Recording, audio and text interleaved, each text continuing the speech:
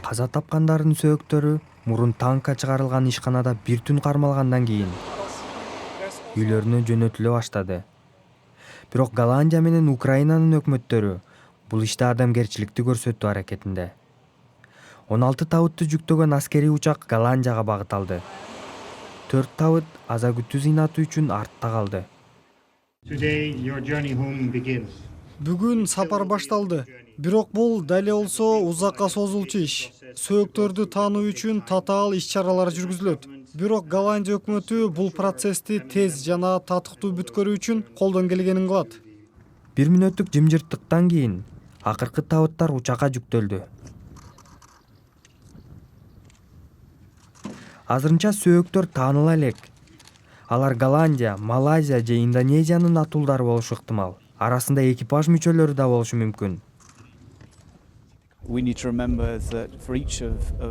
Биз ар бир көз жумган адамдын жакындарын, досторун ойлошубуз керек.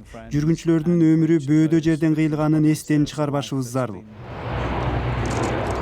Күн соңун утурлай кейиштүү окуяда көз жумган 40 жүргүнчүнүн сөөгү Голландияга жеткирилет. Апта соңуна чейин 200 сөөк жөнөтүлөт. Бирок Украинанын чыгышындагы талаада дагы канча адамдын сөөгү жатканы азырынча так белгисиз.